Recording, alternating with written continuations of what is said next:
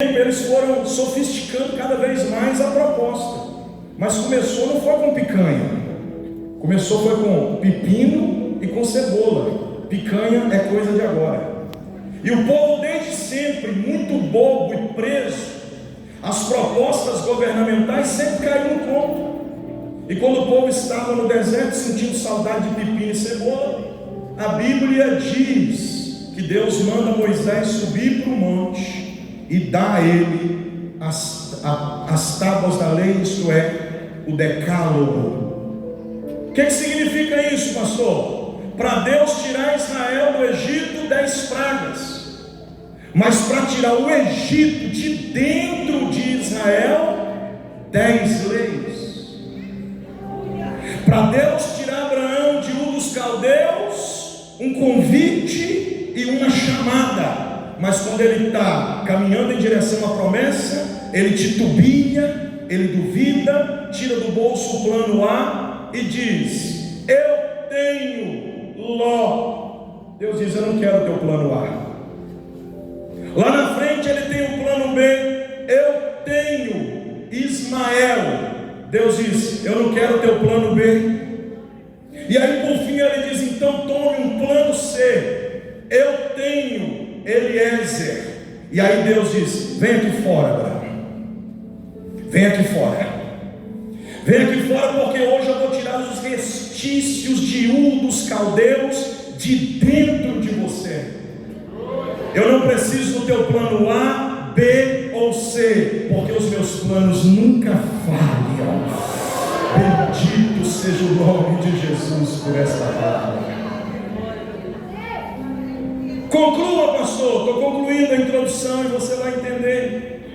Quando Deus diz a Abraão, ou quando Moisés retrata o fim da existência de Abraão, ele diz que Abraão morreu velho, em boa velhice e farto de dias, ou em boa velhice, velho e farto de dias. E o que significa isso, pastor? Significa que Deus não está falando da mesma coisa de novo, assim como sempre não falou da mesma coisa. Quando o texto diz que Abraão tinha boa velhice, olhe para o contexto remoto. O versículo de número 24 dirá que Abraão morreu com 175 anos de idade. Repita comigo: 175. Idade biológica de Abraão. Abraão morreu com 175 anos de idade. Viveu bem ou não, irmãos? Sim ou não? Pastor, nós estamos falando de outro contexto, de outra dispensação. Não, embora seja outro contexto, outra dispensação, nós temos que entender o seguinte: quando o salmista diz no Salmo 90, versículo de número 10, que a homem é dado o direito de viver até os 70, alguns pela sua robustez vão até os 80, mas o que passou disso foi enfado e cansaço. O que o salmista na verdade está querendo dizer é que há limite para a vida, e que quem quer viver um pouco mais precisa cuidar-se para que a vida tenha longevidade, ok? Vou dar um exemplo para vocês entenderem que a vida é um mistério. Hoje eu sou filho único, mas eu perdi, e sou filho único porque eu perdi o meu único irmão num trágico acidente de carro quando ele tinha 18 anos de idade. A ordem natural da vida diria que o meu pai seria enterrado por mim e pelo meu irmão, mas não foi assim não.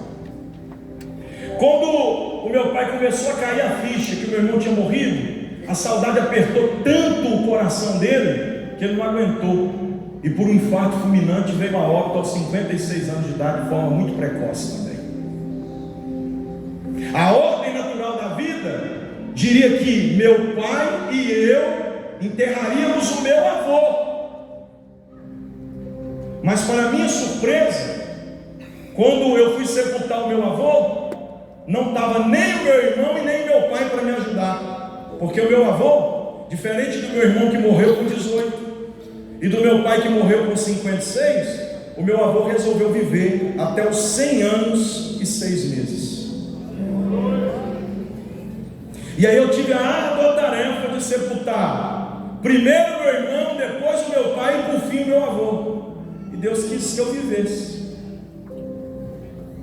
E às vezes me pego perguntando: por que o Senhor quis que eu vivesse? E não existe outra resposta que me convença absolutamente de qualquer outra possibilidade contrária, a não ser o fato de que Deus quis que eu continuasse vivendo, porque Ele ainda quer me usar. Porque do contrário não faria sentido nenhum que eu estivesse por aqui. E viver é muito bom, sim ou não, meus irmãos? Vou contar um negócio para vocês aqui que é verdade desse coração aqui, ó. Eu não quero experimentar 7 palmos de terra no peito. Eu quero ouvir o entoar da trombeta. Eu quero ir direto para as bodas do Cordeiro, cantar na mesa, na presença do meu Salvador. Tem mais alguém que está querendo isso também? Abraão, impressionantemente, morreu em boa velhice. Morreu com 175 anos de idade. Viveu bem. Só que o texto não diz apenas acerca de sua idade biológica, o texto também diz que ele era velho. Repita comigo: velho. Aí mudou tudo. Agora já não é mais a idade biológica, agora é o retrato facial. Agora é como é que estava a lata do irmão Abraão. Agora é como é que estava o físico. Agora é como é que estava a expressão facial do irmão Abraão. O irmão Abraão estava velho, gente. E velho aqui fala do seu estado físico, porque dificilmente alguém vai chegar a 175 anos de idade com cara de jovem mesmo, não é isso? Só que eu não sei o que está acontecendo com essa geração. Hoje a gente está se enganando muito. Vou falar um negócio para vocês aqui, depois vocês pensem em casa para ver se é verdade ou mentira o que eu estou dizendo. Tem muita gente nova com cara de velho, em contrapartida tem muita gente velha com cara de nova. E aí a gente se engana. Eu particularmente eu tenho que ser esbofeteado pelo opróbrio da minha realidade. Qual é a sua realidade, pastor? Sou um sujeito novo com cara de velho, infelizmente. Ninguém nunca me deu menos do que 10 a mais do que a idade que eu possuo. E aí eu fico pensando: Jesus, tem misericórdia de mim, será que está tão ruim assim? Às vezes eu estou precisando de um spa e não estou sabendo, não é verdade? Dá uma olhada para esse crente que está do teu lado, vê se ele é um velho com cara de novo ou se ele é um novo com cara de velho. Vai.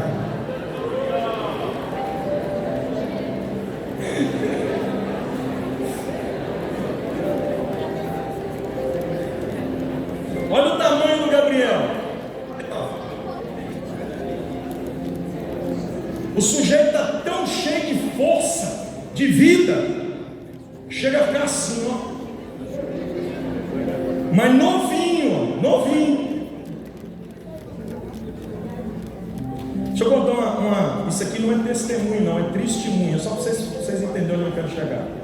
Teve um dia, pastor Silas, que eu fui no Pesque Pague com a minha esposa, coisa muito rara de acontecer. E a minha esposa é da pele morena, nós muito brancão, infelizmente vai envelhecendo mais rápido, enruga mais rápido, branqueia o cabelo mais rápido, é coisa da vida. Faz parte de quem tem pouca melanina na pele, não é verdade? Mas a minha esposa moreninha, baixutinha, o pastor Jébio conhece ela. E aí, carinha de nova, rapaz. Ninguém fala que a minha esposa é mãe de 3. Estou lá no Pesque Pague com ela, pastor Valmir. Vocês conhecem os Pedro da Bíblia? Aqueles afoitos que chegam assim para frente de tudo e falam o que vem na cabeça sem filtrar nada. É os Pedro cheios de TDAH. Chegou um Pedro, desse tamanhozinho assim, é o Pedrinho, aqueles afoitos que ninguém aguenta. Eu lá, mas minha esposa tranquila, chegou. Gabriel, ele me encarou aqui, olhou para minha esposa que bate aqui, ó. Olhou para ela, olhou para mim de novo, não aguentou. Pedro não aguenta levar para casa, tem que pôr para fora, não é verdade? E disse: ô moço, essa menina é a sua filha? Uns trem desses é para acabar com a gente, não é, irmão? Fala a verdade. Aquele dia eu realmente entendi que eu sou um jovem com cara de velho. E para vocês não sair, porque vocês estão percebendo como é que esse povo está curioso para saber a minha idade? Então tá. Hã? Vocês vão sair pensando, eu vou contar para vocês, mas aí, quem duvidar, vem depois do culto que eu vou mostrar a carteira. Eu sou de 4/2 de 89, portanto eu só tenho 36 anos. E para você que estava pensando que eu estava com quase 50, sinto muito, eu vou viver muito ainda, né?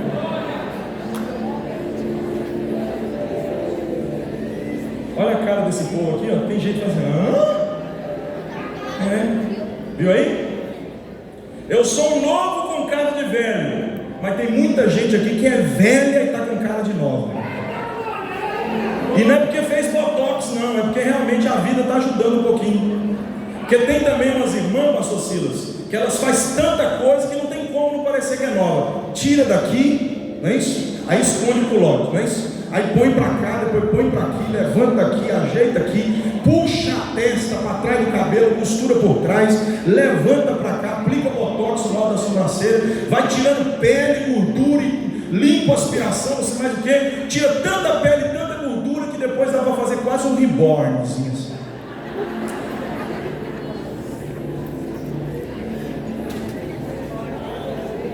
Estou concluindo meu raciocínio, mas dá uma olhadinha para esse irmão de novo aí, vê se ele é um velho com cara de novo ou se ele é um novo com cara de velho. Vai. O irmão Abraão é diferente. O irmão Abraão é um velho com cara de velho, porque assim como tem gente nova com cara de velho e tem gente velha com cara de nova, também tem gente nova com cara de nova e tem gente velha com cara de velho. Porque tem gente que se olha para ele e diz assim, ó, 30, batata. Tem 30 anos, tem cara de 30. Tem outro sabe qual é isso? 40, batata. Tem cara de 40 e tem 40. O irmão Abraão é aquele homem que está andando assim com a bengala na mão. A artrose e a artrite já está atacando o joelho. O acópio da bacia. Está andando cheio de tudo enquanto é coisa, porque a idade não ajudou. O irmão Abraão estava velho. Agora pare, porque eu não vou mais brincar. Eu fiz muitas brincadeiras com vocês para descontrair, mas agora eu vou falar muito sério.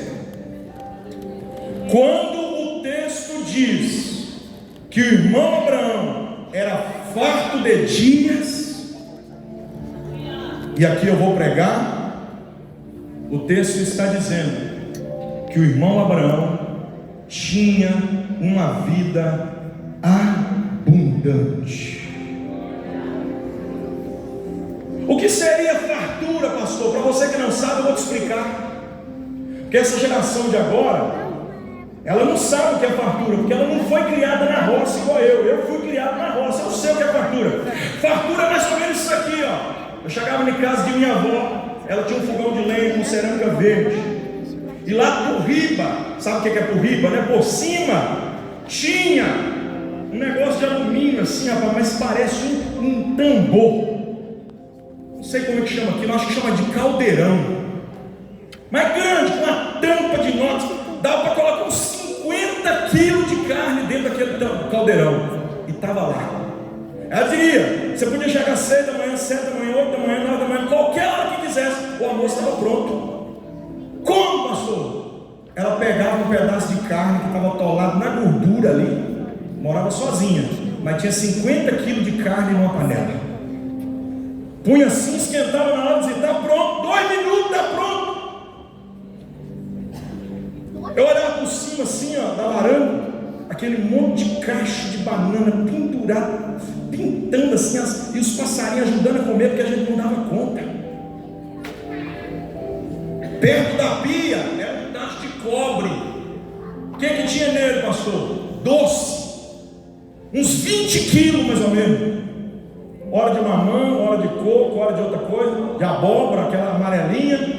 Mas tinha lá, e a minha avó morava sozinha. E pensa numa mulher que gostava de gavar, isso aqui ela gavava. Depois que os netos estavam tudo felizes lá, sabe o que ela fazia?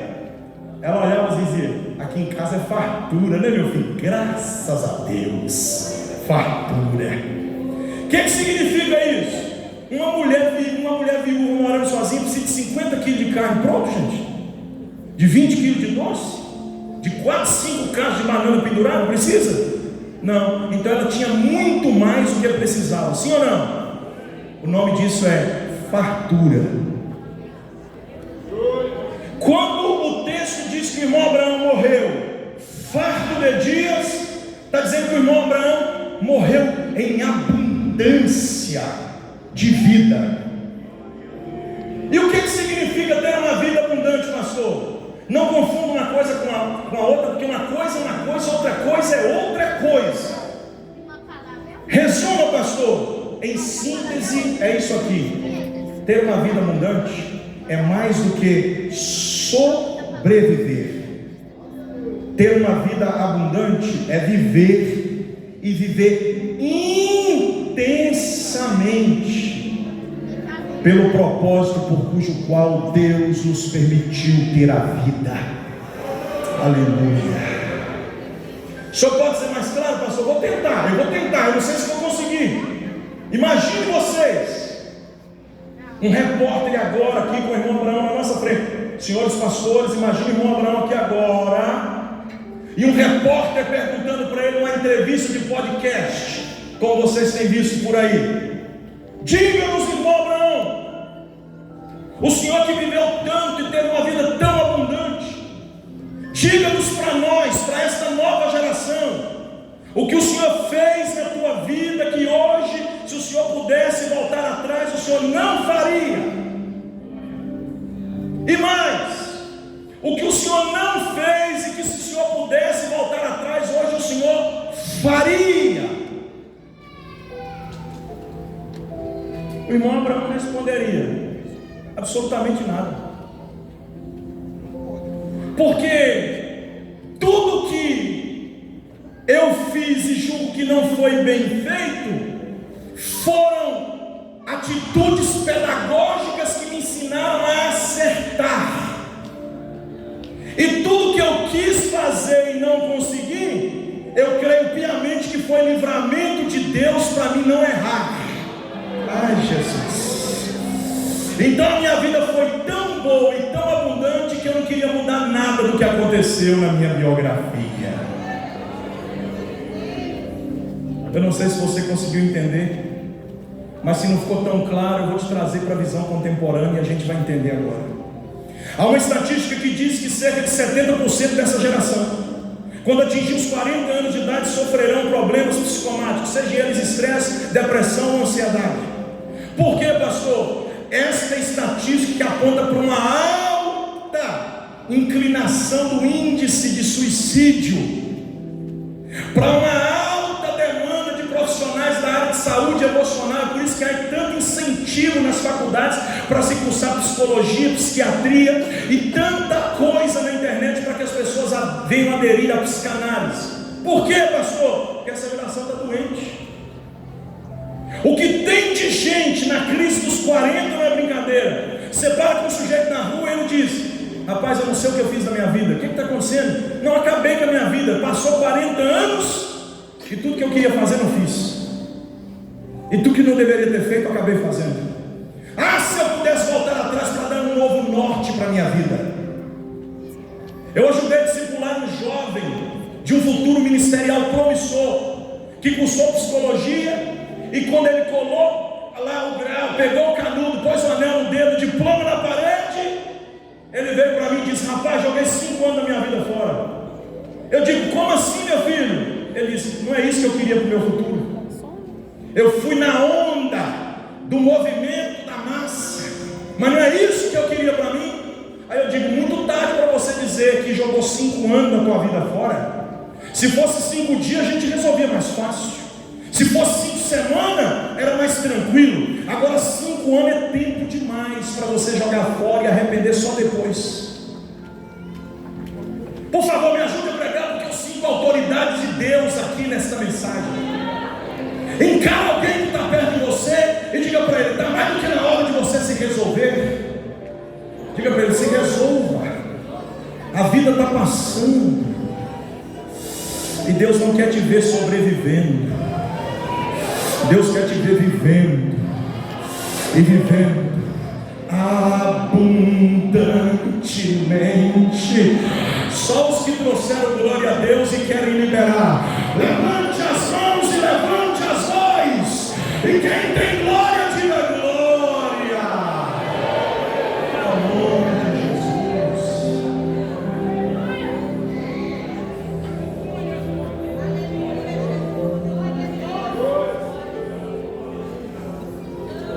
Pastor, essa mensagem está me confrontando.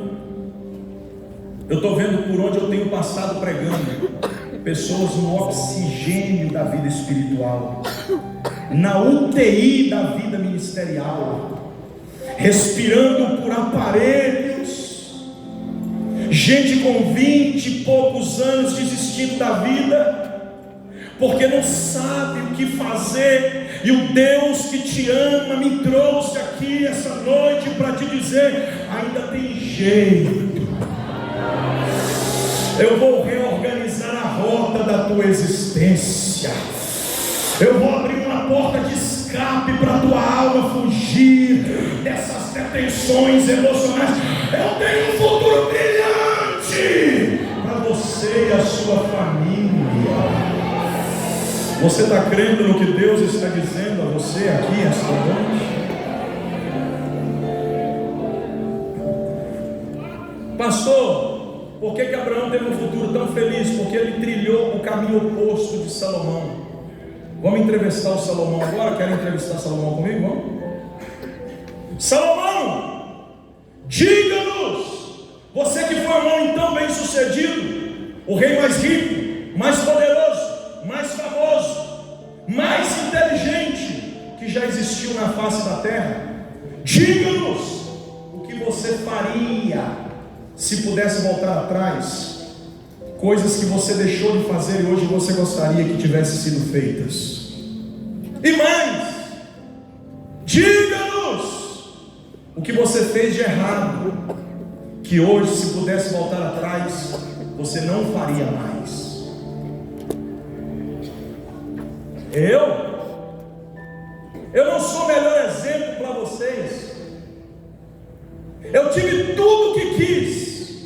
Diz a Bíblia que Salomão declarou a seguinte expressão: tudo que desejaram os meus olhos, eu não privei a minha alma de possuir.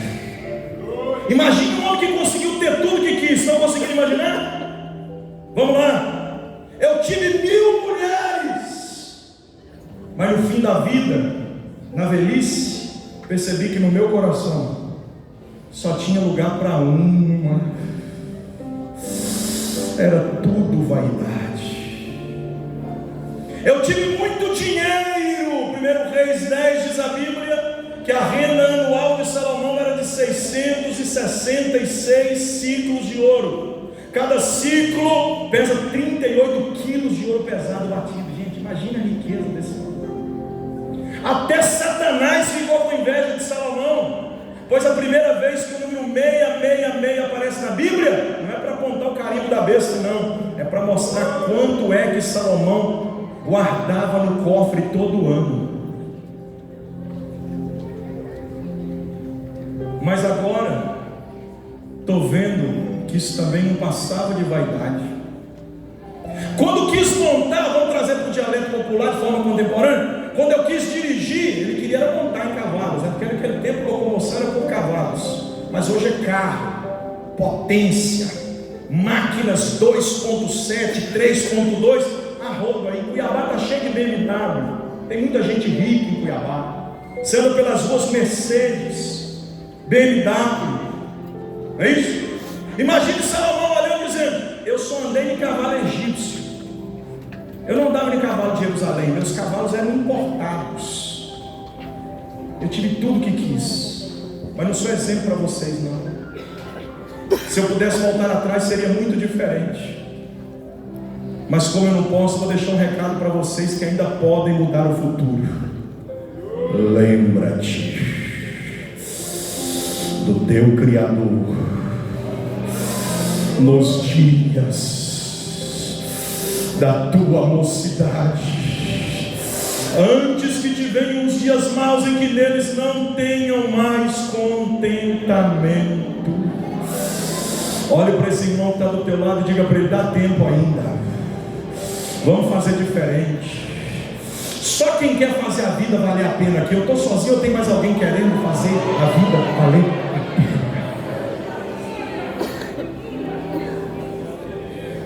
Para resumir, eu encerro a mensagem.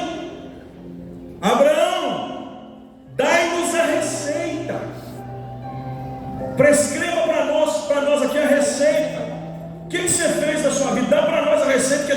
utopia. Vamos pegar a receita com Abraão, sim ou não?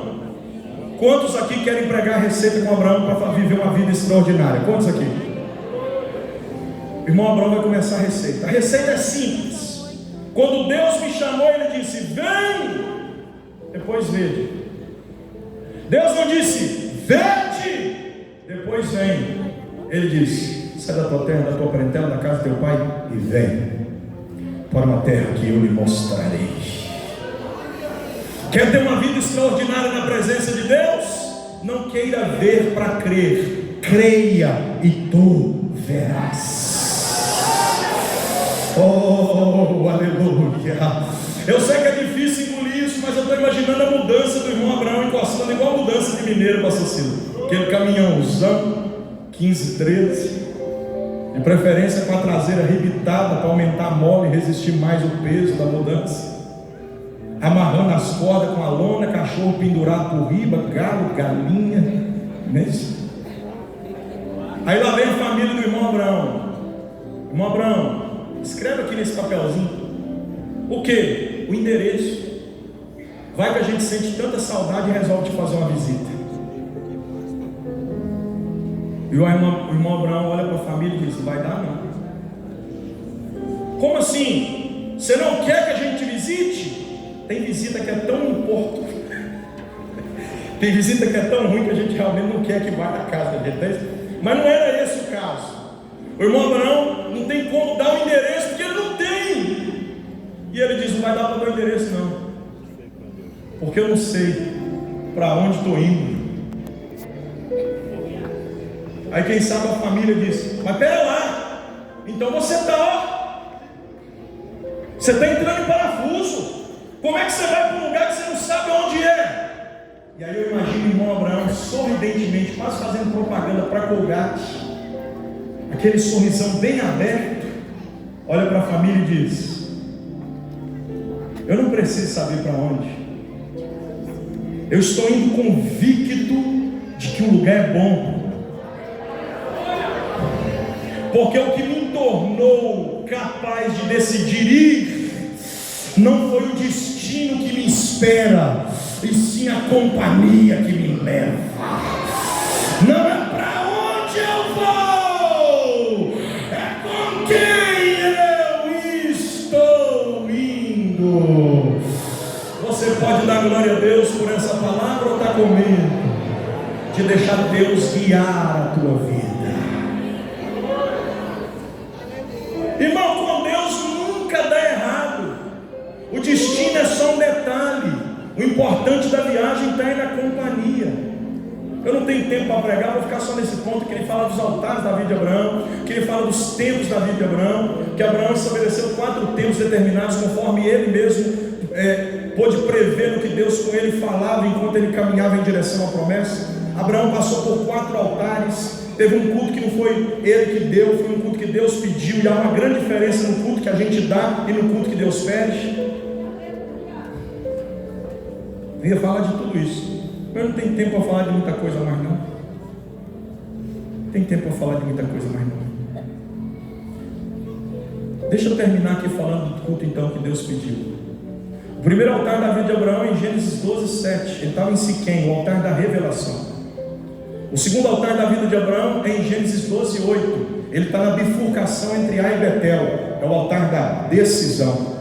O terceiro altar da vida de Abraão está em Gênesis 13, é quando Ló vai embora, é o altar da separação. O quarto altar da vida de Abraão é o altar em que ele sai da tenda, quando Deus diz: sai para fora. E agora não foi Abraão que deu o culto não, Jefter. Porque tem culto, Jefter, que a gente dá, e tem culto que Deus pede.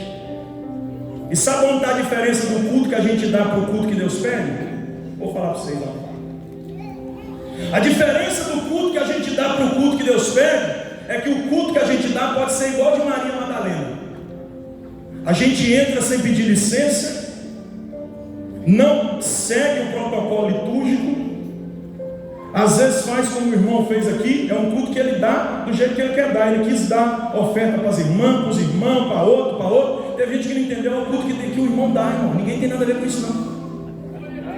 Teve uma outra irmã que marchou umas 3 vezes, veio aqui em cima do púlpito, profetizou, e tem gente que ficou incomodada. Eu até falei para o irmão ali: eu não me incomodo com essas coisas, isso é culto que a gente dá. Culto que a gente dá é igual Maria Madalena: entra sem pedir licença, quebra o vaso, coloca em Jesus, seca os seus pés com o cabelo, e se Judas levantar para dizer: opa, que falta de ética é essa? Jesus repreende o ladrão e exalta o adorador. Bendito seja o nome do Senhor. É culto que a gente dá, culto que a gente dá do jeito que quiser dar, e ninguém tem nada a ver com isso. Você trouxe um culto hoje ou veio só assistir um culto? Agora, culto que a gente pede, não vem com essa não. Culto que Deus pede, melhor dizendo, não vem com essa não. Se Deus pediu o culto, tem critérios. Aí já não é mais do jeito que a gente quer dar, aí é do jeitinho que Deus pediu. Deus pediu um culto para Israel, o faraó diz: faz aqui mesmo no Egito. Moisés disse: não, não foi isso que Deus pediu não. Deus pediu um culto no deserto, e se Deus pediu no deserto, é no deserto que será feito. Quando Deus diz para Abraão: eu quero um culto, e agora levanta o altar, mata 3 bezerros, 3 cabritos, 3 ovelhas, e aí você vai ficar lá me adorando. Daqui a pouco eu desço e recebo.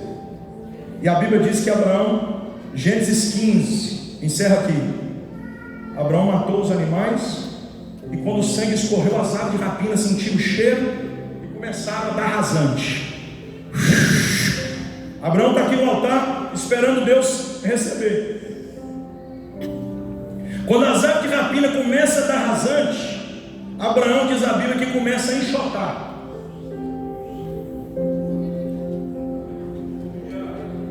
Desce outra, quando vai pegar a oferta que Abraão quer dar para Deus. Quem pediu o culto, gente? Quem pediu? Abraão está dizendo para as aves de rapina: esse culto não é teu, esse culto é de Deus, e nada vai atrapalhar eu entregar o que Deus me pediu. Sai daqui, sai daqui, sai daqui. E a Bíblia diz que o dia passou. Você quer ver como é que é um negócio sério esse negócio do dia passar? Vamos testar a sua capacidade de resistência. Levanta só a mão direita assim, ó. Abre bem o braço, não levanta perto da cabeça, não, abre bem o braço. Não abaixa não, vamos tentar ficar 30 segundos para você ver o que é um culto intenso. O próprio peso corporal dos músculos atrelados ao ombro, ao antebraço, ao braço, vão começar a pesar a sua mão, e você vai perceber que ficar 1 minuto assim é muito difícil. Agora imagine o dia inteiro, da manhã até o entardecer. À medida que o seu braço for pesando, não desiste de dar glória não. É culto que Deus pede. Está doendo, abre a boca e diga glória, que começa a aliviar. É culto que Deus pede. Deixa eu ver quem veio adorar ao Deus que pede culto aqui. Deixa eu ver quem veio. Viu aí? 1 minuto já dói. Mas Abraão ficou o dia inteiro: sai. E aí, pastor? E aí que no fim do dia Deus desceu para receber. Porque culto que Deus pede, se a gente fizer do jeito que Deus pede, Ele recebe, viu, irmãos? E quando Deus desceu para receber, diz a Bíblia que Deus mudou tudo na vida de Abraão. Primeira coisa: Abraão, o que te falta eu te acrescento. Sarai, agora Sara, o que acresce eu removo. Os espirituais eu sei que estão nesse culto. Vai para a tua casa e avisa a tua mulher que ela será mãe. Mas tem 90, eu estou com 99, ela vai fazer 90, e para piorar ela é estéril. Não importa, diga para ela que ela vai ser mãe. O nome do menino vai ser Isaac, e ponto final. Lá vai Abraão para casa, imagine comigo, ó, lá vai ele. E a Bíblia diz que indo Abraão, o sol se pôs. E quando Abraão viu que o sol se pôs, está no texto, Gênesis 15:12, Abraão caiu. Gênesis 15:18, prostrado, cheio de temor. Pastor, por que ele só caiu no final do dia?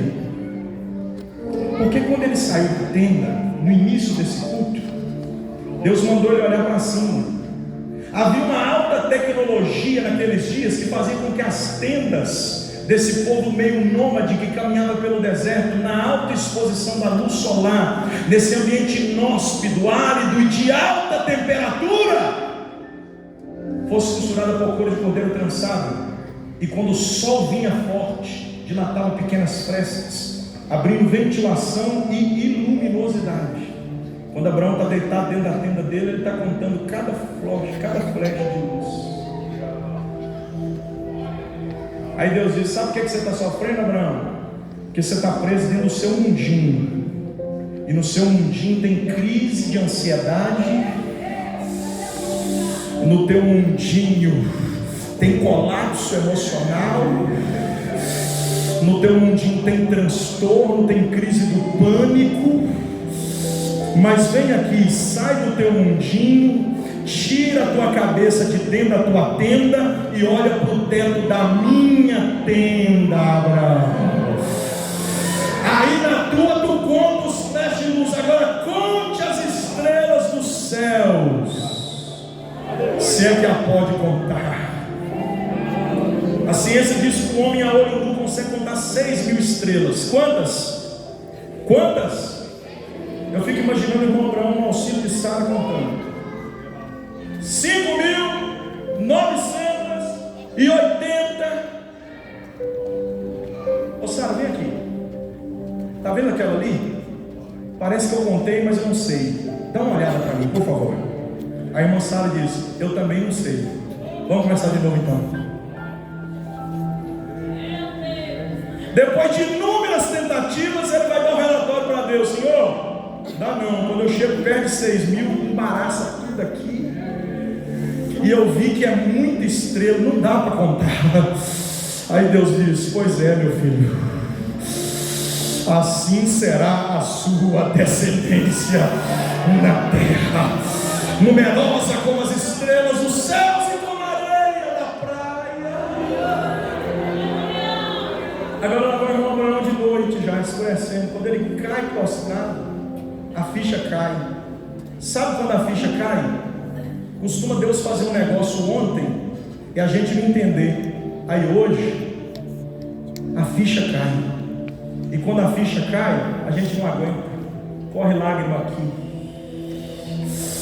Dá vontade de ajoelhar, de gritar. Foi isso que aconteceu com Abraão. Quando a ficha caiu, ele disse: não é possível. O que é que não é possível, Abraão? Não é possível. Um homem vê estrela de dia, mas Deus me mostrou. Então é verdade dele.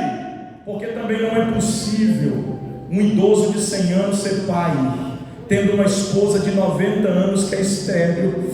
Mas é impossível um homem ver estrela de dia e Deus mostrou. Então também é possível um avô virar pai. Vocês estão entendendo essa mensagem? Pastor, encerra porque seu tempo acabou. Eu sou consciente disso, viu? Romanos capítulo 4, por favor. Eu vou ler esse texto e vou orar com vocês. Sim, senhor pastor, obrigado. Romanos capítulo 4, versículo 16, por favor. Estou lendo na revista e corrigida. Olha na sua Bíblia aí agora. Nós vamos ler do 16 ao 20. Eu vou te dar uma senha infalível para você ter uma vida extraordinária. Olha o que diz a Bíblia.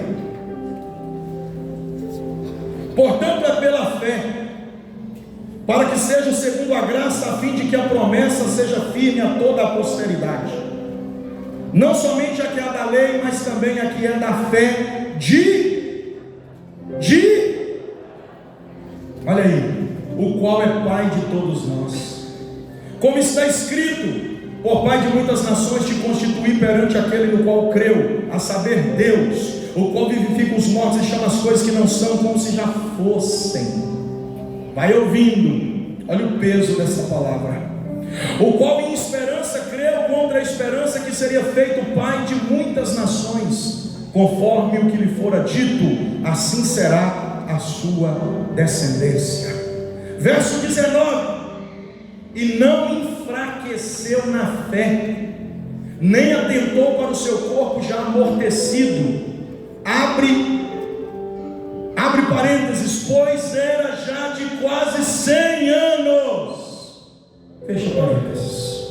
Nem tampouco para o amortecimento no ventre de Sara, ela era estéril. E eu gosto muito do verso 20, para a gente orar, eu leio ele. E não duvidou da promessa de Deus por incredulidade, mas foi fortificado na fé, dando glória a Deus. Aleluia, aleluia, aleluia, aleluia. Quer ter uma vida espiritual relevante, promissora e cheia de realizações? Quero, pastor. Então lá vai a senha. Nós pentecostais temos alguns jargões, e um dos jargões dos pentecostais é esse: manda a glória para cima, que Deus manda a glória para baixo. Sim ou não? Não duvido, muito pelo contrário, creio piamente que se a gente mandar a glória para cima, Deus pode mandar a glória para baixo. Creio, mas não está escrito na Bíblia não. Outro jargão pentecostal que eu também creio, mas não está escrito na Bíblia, é: manda a glória para cima, que Deus manda vitória para baixo. Sim ou não? Também creio, mas não está escrito na Bíblia. Agora eu vou te mostrar um negócio que, além de crer, eu também posso provar que é bíblico. Abraão estava mandando glória para cima.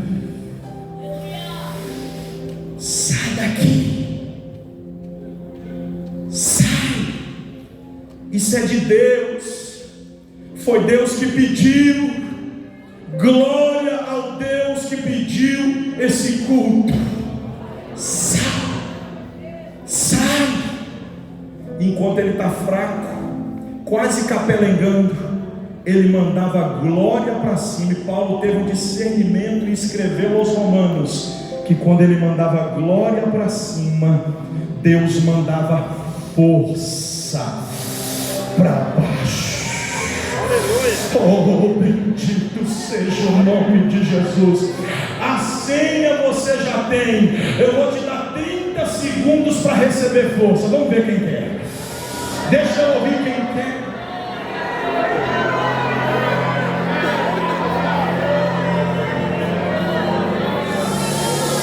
Manda a glória que ele manda força. Recebe força, força, força, força, força.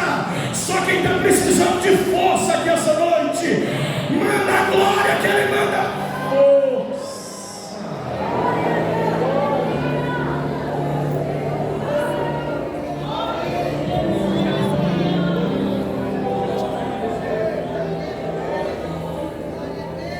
Eu tenho mais duas tarefas aqui ainda essa noite.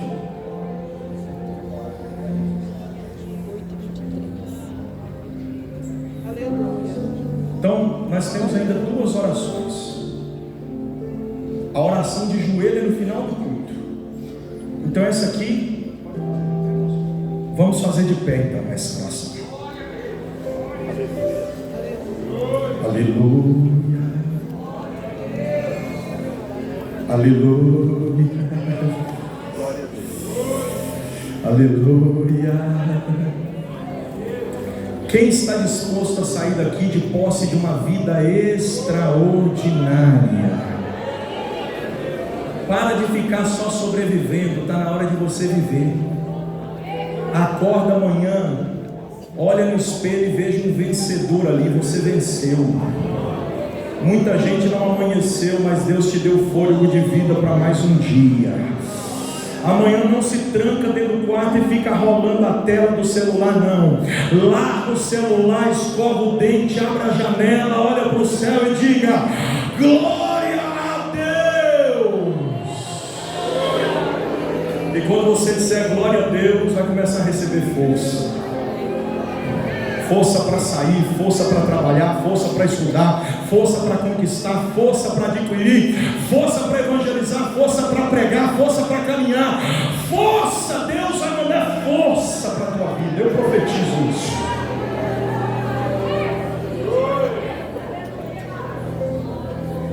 Nesse momento de pés como estamos, eu queria fazer duas orações. Quantas? A primeira é para alguns e a segunda é para todo mundo. E eu não vou demorar, viu? Então tem que ser rápido. Pastor, eu estou desviado da fé, estou afastado da igreja, tem tempo que eu não venho no culto. Hoje eu vim, Deus falou tremendamente no meu coração, eu realmente estou só sobrevivendo e eu queria passar a viver intensamente. O senhor pode orar por mim? Vem aqui que eu vou fazer essa oração primeiro para você.